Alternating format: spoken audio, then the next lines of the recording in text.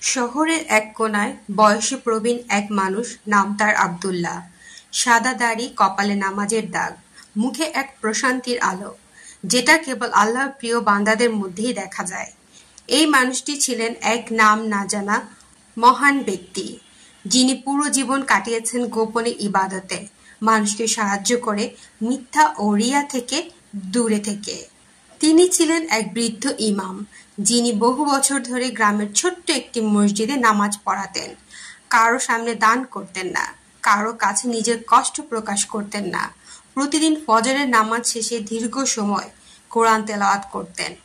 মসজিদের পরিচ্ছন্নতা, গ্রামের এতিম শিশুদের দেখভাল, বৃদ্ধদের সেবা সবকিছুই নীরবে করতেন। একদিন সকালে ফজরের পর তিনি বসেছিলেন কোরআনের পাশে, সিজদায় মাথা রাখলেন, আর সেই সিজদা থেকে আর উঠলেন না। গ্রামের মানুষ যখন দেখতে পেল আব্দুল্লাহ ইমাম সাহেব আর নেই, তারা কান্নায় ভেঙে পড়ল।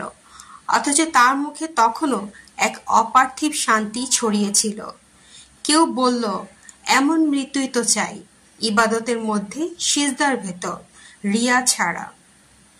হঠাৎ তার পাশে খোলা কোরআন শরীফের পাতায় দেখা গেল এই আয়াতটি, হে প্রশান্ত আত্মা, তুমি তোমার রবের কাছে ফিরে এসো সন্তুষ্ট চিত্তে ও সন্তোষভাজন হয়ে। অতঃপর আমার বান্দাদের অন্তর্ভুক্ত হও আর আমার জান্নাতে প্রবেশ করো। সূরা আল ফজর 27-30।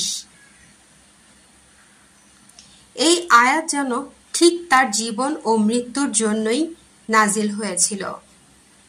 এই গল্প আমাদের শেখায়, আল্লাহর সন্তুষ্টির জন্য জীবন যাপনই প্রকৃত সফলতা। নাম, যশ, বাহবা না চাইলেও যে বান্দা একনিষ্ঠভাবে ইবাদত করে, মানুষকে ভালোবাসে, গোপনে দান করে, সেই আল্লাহর সেই প্রিয় বান্দা, যার উদ্দেশ্যে বলা হবে, হে প্রশান্ত আত্মা, আমার জান্নাতে প্রবেশ করো। জীবনের আসল সার্থকতা এই যে, মৃত্যুর পর যেন আমাদের মুখে এমন প্রশান্তির হাসি লেগে থাকে, আর ফেরেশতারা আমাদের আহ্বান করে জান্নাতের দিকে।